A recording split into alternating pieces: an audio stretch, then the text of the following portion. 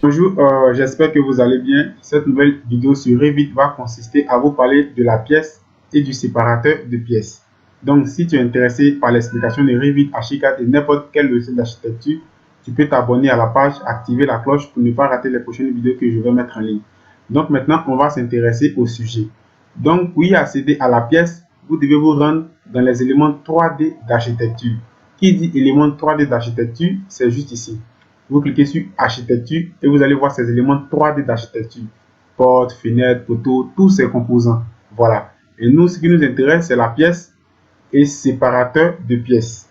Donc, pour pouvoir utiliser cette option, vous êtes dans l'obligation de réaliser quelque chose, c'est-à-dire un schéma sur votre espace de travail d'architecte, c'est-à-dire confectionner un mur, par exemple.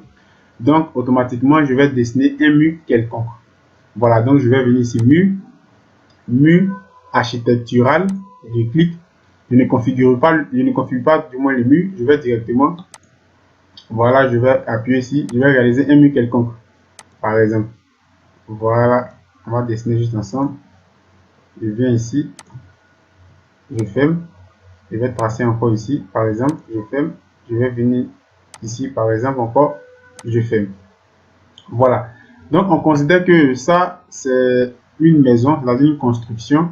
Et maintenant, on veut lui appliquer des pièces. Donc, pour pouvoir du moins appliquer des pièces, on va se retenir dans architecture et pièces. On va appuyer sur pièces. Donc, j'appuie sur pièces et automatiquement, je vais sélectionner un élément qui est bien fermé. Vous allez constater pourquoi. Parce que lorsque je sélectionne en dehors euh, d'une partie qui est fermée, c'est-à-dire une partie de notre construction qui est fermée, vous allez voir que ici, on n'a pas de partie de construction qui est fermée. Donc, automatiquement, vous allez voir pièce non fermée. Voilà. Donc, dès que je vais me diriger dans une surface qui est fermée, vous allez voir qu'est-ce qui va se passer. Voilà. Ici, on te met pièce et on va te donner la surface, c'est-à-dire le mètre carré de ta pièce. Donc, je vais appuyer ici. Voilà. J'appuie. Voilà. Donc, il y a un petit élément que je voulais aussi vous expliquer. En réalité, ça, ce n'est pas une pièce. Aussi, ici, ce n'est pas une pièce. Voilà, je ne sais pas si je me fais comprendre. Ici, c'est l'étiquette de la pièce. Voilà. Donc, on a la pièce plus son étiquette. Donc, vous allez comprendre. Donc, vous allez sélectionner par exemple ici et on peut déplacer ça. Par exemple, le déplacer juste, on le déplace juste pour le placer ici. Et je vais appuyer. Automatiquement, vous allez voir que lorsque je clique, je sors, je clique dedans, vous allez voir qu'on va avoir une surface qui est bleue. Et ici, ils vont mettre pièce 88,32 mètres carrés. Donc ici, c'est la pièce et là, c'est l'étiquette de la pièce. Voilà, c'est deux éléments qui sont très très différents. Et voilà, donc vous ne devez pas les confondre.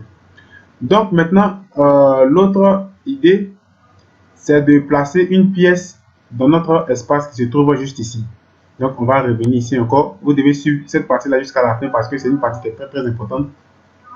Je vais venir dans séparateur de pièces.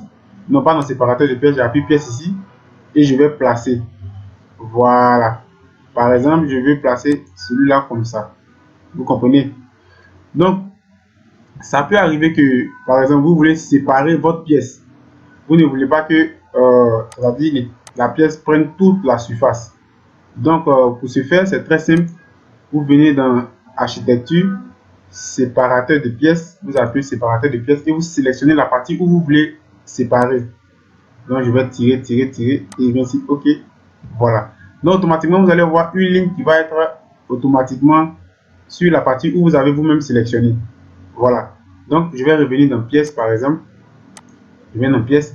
Donc, vous voyez que automatiquement, c'était comme si vous avez sélectionné cette partie-là. La pièce au départ était ici. Et lorsque j'ai appliqué le séparateur de pièces, vous allez voir que la pièce ne continue plus jusqu'à ici. Donc maintenant, ici, je peux ajouter du moins une autre pièce. Et ça, c'est très très bon. Et ça peut arriver lorsque vous réalisez des constructions. On a beaucoup de couloirs, beaucoup de cloisons, beaucoup de trucs. Ça peut vraiment vous aider. Donc, je vais appuyer ici. OK. Donc, vous voyez maintenant ici, on a une pièce, deux pièces, trois pièces et quatre pièces. Donc, comme je l'ai dit depuis le début, ici, c'est la pièce. Ici, c'est l'étiquette de la pièce. Ces deux éléments qui ne sont pas les mêmes. Ces deux éléments ne sont pas les mêmes. Donc, quand je vais appuyer ici, regardez juste ici, on va dire étiquette de la pièce, nom de surface. Voilà. Donc ne confondez pas ces deux éléments-là. Ces deux éléments qui ne sont pas trop, du moins qui ne sont pas ensemble. Donc je vais me retourner ici. Et lorsque nous sommes dans pièce, on a pièce et surface. Lorsqu'on appuie ici, donc on peut calculer des surfaces et des volumes. Voilà. Donc ici, vous allez voir calcul schéma de surface. On a les volumes. Les volumes sont calculés sur les surfaces fines. Surface uniquement plus rapide, surface et volume. Donc on peut calculer les surfaces et les volumes. Ça, je vais vous expliquer cela dans d'autres vidéos. Donc la prochaine vidéo va consister à vous montrer comment faire le choix des couleurs. Lorsque vous voulez choisir des couleurs que vous voulez vous-même appliquer dans votre dessin, voilà, donc ça sera l'objectif de la prochaine vidéo. Donc sur ce, on va se dire à la prochaine pour une autre vidéo. Que Dieu vous bénisse. Ciao.